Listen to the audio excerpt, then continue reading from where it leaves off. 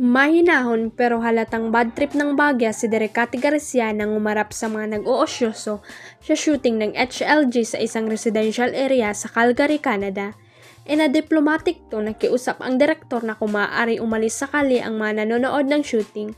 Anya, hindi raw naman kasi sila ang mga taga roon na nadidisrupt ang peace and quiet sa naturang lugar. Pag nagkaganon daw ay tiyak irereklamo ang production. After the complaint comes ang posibleng pagpapatigil ng shoot, bagay na ayaw mangyari ng direktor. Kung tutuusin nga raw ay maaari niyang paalisin ang nakapalibot na osyosero, but I'm not going to do that, paglilinaw niya. Para masolusyonan ay may suggestion ang direktor, let's meet halfway. Ito nga yung dapat iklaro, ang kalye sa tapat ng bahay na pinagsushootingan, because there are the only 2 houses that allowed us to shoot here, anya.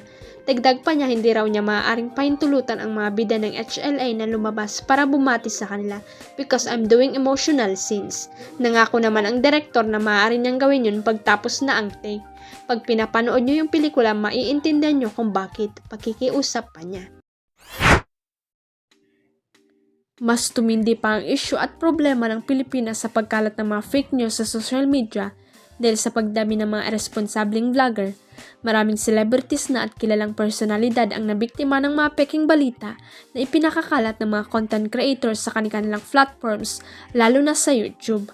Ang latest nga ay ang pagkalat ng ilang vlogs na nagsasabing nabuntis daw ni Pasig City Mayor Vic Soto, ang TV host at Itbulaga Dabarkads na si Atasha Mulak. Mismong si Atasha na ang nagsabing fake news ang naturang balita. Base sa panayam ni RG Diaz, nagtataka rin ako. Hindi ko alam yun kasi unang-una hindi pa po kami nagkikita.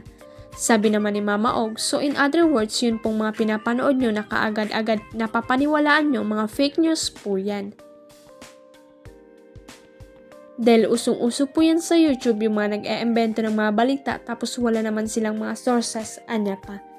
Samantala, nagbigay din ng paalala at warning ang TV host comedian na si Vice Ganda sa patuloy na pagpapakalat ng fake news sa pamamagitan ng social media. Sa isang episode ng Especially For You ng at Showtime kung saan sumalang ang dating magjoong sina CJ at Sak ay naibahagi nilang nakaka-relate raw sila sa mga inspirational quotes na nababasa nila sa social media. Sabi ng searcher na si CJ, ilan sa mga nabasa niyang inspirational quotes sa social media ay galing daw mismo kay Vice Ganda.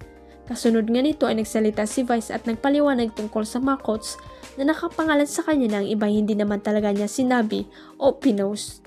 Ito ang pagkakamali ng marami katulad ng mga nababasa nyo na quote tungkol sa akin. By the way, hindi lahat ng nababasa nyong quote sa Facebook ay totoong nanggaling sa akin. Paglilinaw ni Vice Ganda. Huwag kalimutang i-click ang subscribe button at i-ring ang notification bell para sa latest at legit chika updates.